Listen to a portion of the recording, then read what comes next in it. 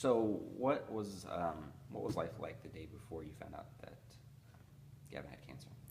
We had a happy, cheering 13-month-old baby who was full of life and energy with just a small abnormality I thought was a hernia in his belly.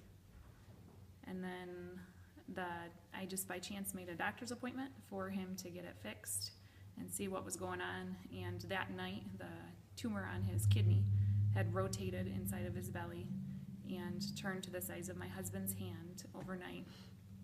And when we got to the doctor's appointment, Gavin was in so much pain he couldn't even stand up straight. And so we went to the doctors and they rushed us to DeVos. And we knew within a half hour of being at DeVos that he had a 3.1-pound tumor on his left kidney that was the size of his head. And they were not going to do surgery immediately. They needed to give him some antibiotics. He was pretty sick. And in the course of 48 hours, Gavin took a turn for the worse and had to undergo emergency surgery with 5 minutes notice to remove his left kidney. We were in awe. We didn't know what to do.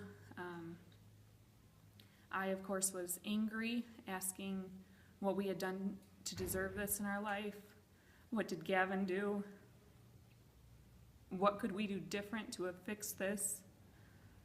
What were my actions in life? And then to hear your husband pray to God to let his will be done, and to have the anesthesiologist walk in and ask to pray with us, and the nurse who took my child to surgery prayed with us. There's nothing that you want to hear when you get a message that your son has cancer other than he'll be okay, and nobody could give that to me. All they would do is pray with me. And to hear your husband say, God, he's your child. I give him to you, was the hardest thing for me to hear, and I didn't want to accept it, but I knew in my heart that's what had to happen. And from that moment, when Gavin went for emergency surgery, we truly gave Gavin to God and took what was the worst moment of our life into a life-changing event where we started to put family first. We had a different perspective on money, a different perspective on love, and a different perspective on time.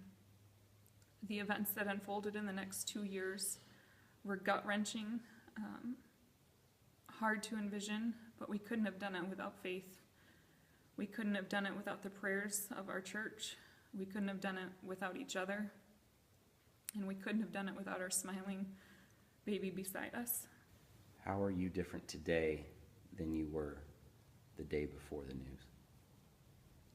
I never put God first. I considered myself a Christian woman without actually having Christ as the center of my life.